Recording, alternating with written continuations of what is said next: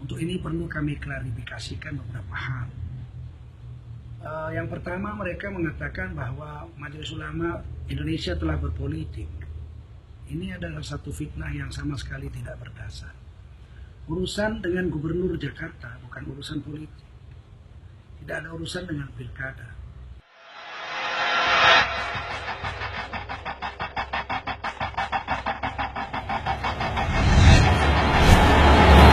Assalamualaikum warahmatullahi wabarakatuh. Hamdan wa syukran lillah wa salatan wa salaman ala rasulillah wa ala alihi wa sahbihi wa mawalah. Allahumma salli wa sallim ala hadha nabiyil karim sayyidina wa habibina wa maulana Muhammadin wa ala alihi wa sahbihi ajma'in. Qala Allah ta'ala fi kitabihil karim, a'udzu billahi minasy syaithanir rajim. Bismillahirrahmanirrahim. Al-yawma nakhtimu ala afwahihim wa tukallimuna aydihim wa tashhadu arjuluhum bima kanu yaksibun. Shadaqallahul azim. Pemirsa dimanapun Anda berada, wajiblah kita bersyukur pada Allah SWT. Salawat dan salam kita sampaikan untuk baginda Rasulullah SAW. Setelah pemberitaan Indonesia Lawyers Club di TV One pada tanggal 11 Oktober hari Selasa malam, itu beredarlah hal-hal yang sangat di luar nalar saya, yang sama sekali tidak pernah terbayangkan oleh saya.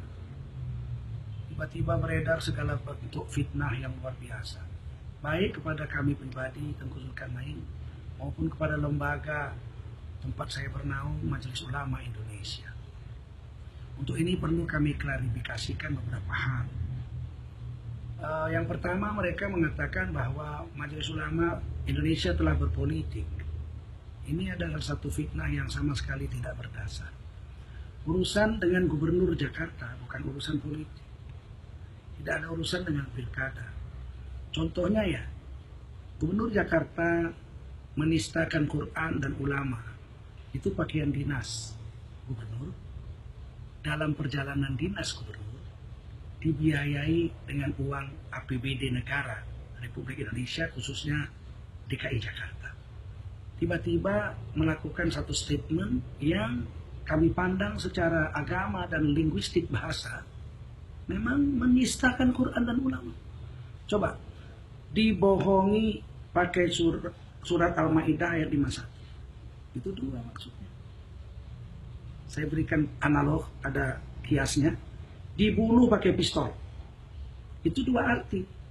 Pertama, pistolnya alat membunuh. Kedua, pelakunya seorang pembunuh.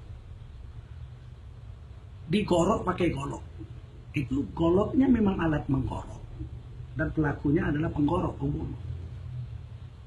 Diminum pakai gelas. Itu gelasnya memang alat untuk membawa minum, menampung minum, dan pelakunya adalah orang yang meminum, peminumnya.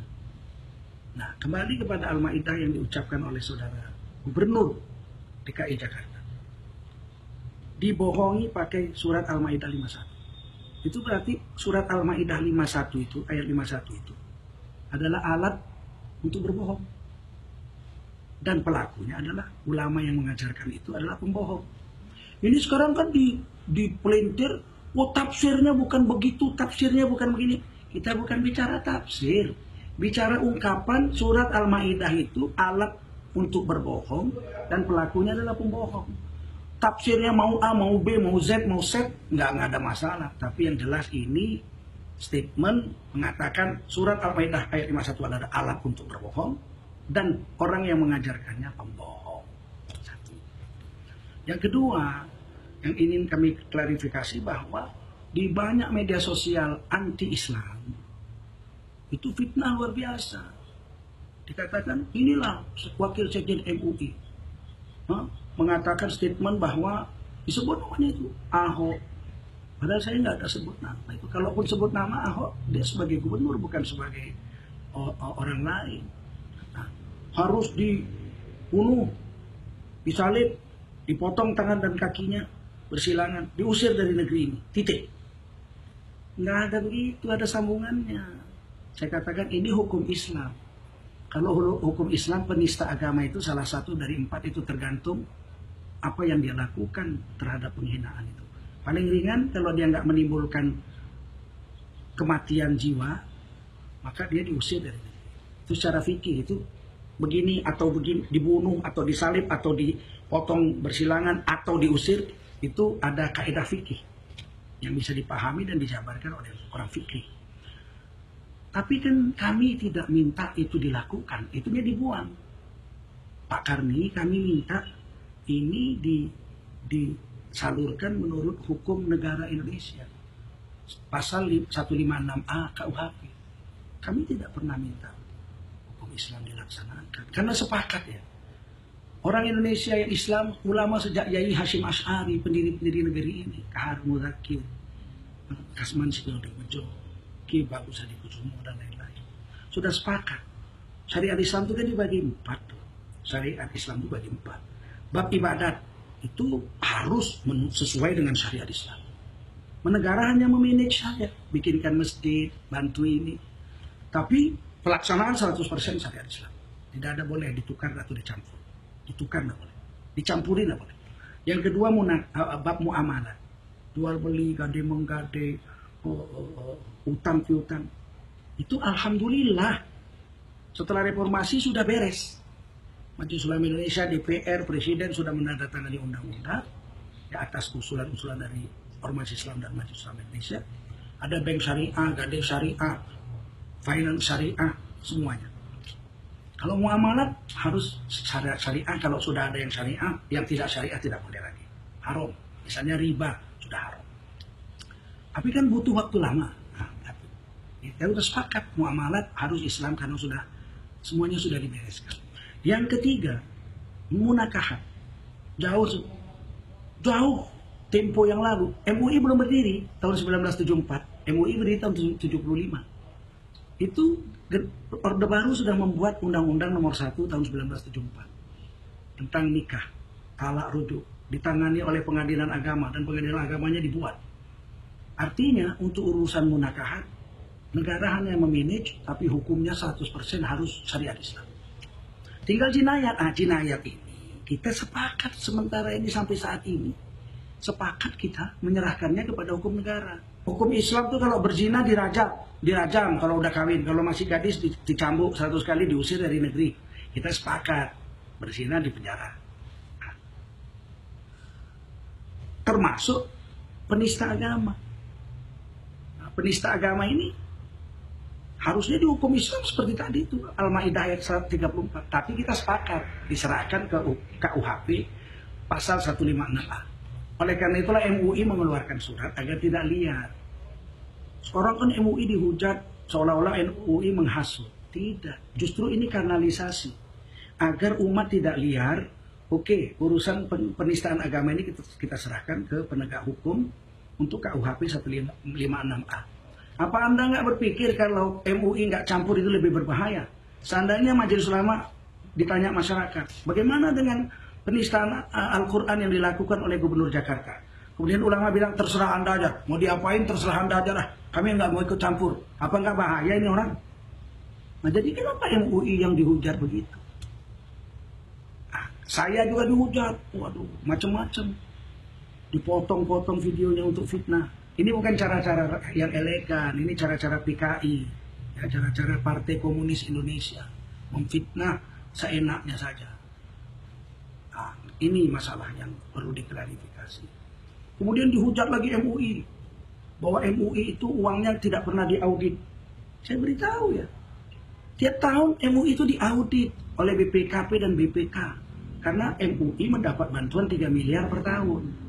Kecil itu dari 1.800 triliun uang APBN, kitanya dibantu 3 miliar untuk membawahi 34 provinsi MUI pusat ini. Nah, kita tidak ada masalah dengan uang, tidak pernah ngemis. 2 tahun pernah nggak diberi oleh pemerintah dari APBN, 1 rupiah pun nggak diberi. Kita nggak protes, nggak minta, nggak jerit-jerit. MUI tetap jalan aja, nah, tetap menjaga stabilitas negara. Ketika kejadian di Tolikara kita berangkat nggak ada uang, dengan uang pribadi pengurus. Ada uang nanti baru kita ganti. Begitu juga di Singkil, di Cikesik, peristiwa Ahmadiyah, Poso, Ambon, orang-orang Islam dibunuhi ketika pulang sholat hari raya. Kita tetap kerja menanganinya. Jadi ini jangan dibilang tidak diaudit. Negara tidak mungkin tidak mengaudit dana yang ada, dana negara dimanapun. Wajib diaudit.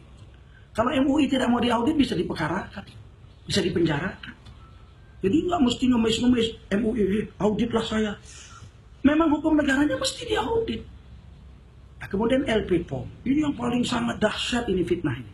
LP-POM dibilang selama ini sudah mengumpulkan uang sertifikasi halal 480 triliun. Innalillahi wa inna ilaihi raji'un. Amnesti pajak aja 166 triliun nggak dapat. 480 triliun. Innalillahi wa inna ilaihi raji'un. Ini kan fitnah keji. MUI itu, LP-POM itu lembaga sertifikasi swasta. 1 sen pun nggak ada uang negara di situ. Sukarela, volunteer, datang perusahaan, tolong kami disertifikasikan halal. Kita buat kriterianya selama 29 tahun loh. Kriteria halal ini begini, kalau mikroba begini, kalau makanan begini, kalau minuman begini. Kriterianya 1 buku dibuat itu. Kemudian standar ini dipakailah untuk memeriksa halal Indomie dan lain-lain itu. Kalau nggak halal ya tetap nggak halal. Kalau halal kita katakan halal. Terus mereka bayar 500.000 sampai 2 juta. Itu kan hak kami. Terus diaudit begitu. Di mana ada haknya negara BPKP dan BPK mengaudit uang kantong pribadi orang? Seperti ada lembaga di Indonesia ini ISO, standarisasi kantor.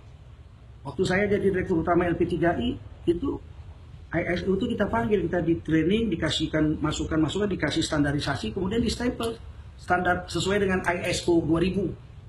Nah, kami bayar kepada mereka. Itu uang bisnis, mana diaudit itu? Sama sekali tidak diaudit. Nah ini supaya clear aja, supaya fitnah-fitnah orang-orang tidak bertanggung jawab ini, malulah sedikit. Nggak usahlah malu sama Allah, sama manusia malu aja lah. Kelihatan bodohnya kalau sembarangan ngomong, sembarangan memfitnah, tidak betul. Nah ini mudah-mudahan menjadi bahan bagi kita semua untuk memahami. Nah, kalau dikatakan MUI itu makhluk apa?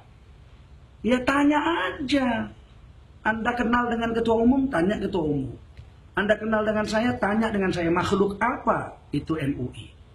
Nah, kalau nggak kenal, datang ke kantor pusat ini, Jalan Proklamasi. Nah, kita kan bukan lembaga palsu. Ada jelas orang-orangnya, ada kantornya, ada semuanya. Tanya kemari, makhluk apa ini MUI? Jangan mempermalukan diri sendiri. Saya pikir itu aja. Klarifikasi, saya minta kepada seluruh masyarakat Indonesia, khususnya yang beragama Islam, bahwa masalah kasus Gubernur Jakarta ini, seluruh ormas Islam, alhamdulillah sudah sepakat 57 ormas Islam untuk menyerahkannya ke polisi. Dan lembaga-lembaga keagamaan di luar MUI, Walubi, PGI, dari keluarga Konghucu dan sebagainya juga sudah sepakat. Tanggal 14 hari Jumat di Kemenak sepakat bahwa kasus Gubernur Jakarta diserahkan secara hukum kepada penegak hukum untuk diproses KUHP nomor 156A. Semoga ini menjadi presiden baik, tidak menjadi presiden buruk, menjadi iktibar yang baik, contoh yang baik, uswatun hasanah bagi generasi yang akan datang, supaya jangan ada pejabat dengan pakaian dinas menghina agama orang. Dan saya minta satu hal kepada Menteri Dalam Negeri, apa orang seperti ini nggak perlu ditegur ini? Apa orang seperti Gubernur Jakarta ini nggak perlu ditegur? Pakaian dinas, ngomongin agama orang. Dan ada banyak videonya, ada satu lagi yang pakaian hijau. Membanding-bandingkan antara agama Kristen dengan agama Islam. Gubernur tugasnya apa banding-bandingin agama Kristen begini, agama Islam begitu? Apa Mendagri nggak perlu menegur ini? Saya Tengku Zulkarnain mempertanyakan dengan tegas kepada Mendagri, ya, Cahyokumolo. Tolong dijawab pertanyaan saya ini. Apakah gubernur seperti ini nggak perlu ditegur? Atau akan dibiarkan saja? Biar nanti seluruh gubernur yang lain juga begitu. Nah, mau ini Indonesia seperti ini? Belum pernah pemerintahan Indonesia sejelek ini. Saya udah 53 tahun umur saya. Zaman inilah yang paling rusaknya.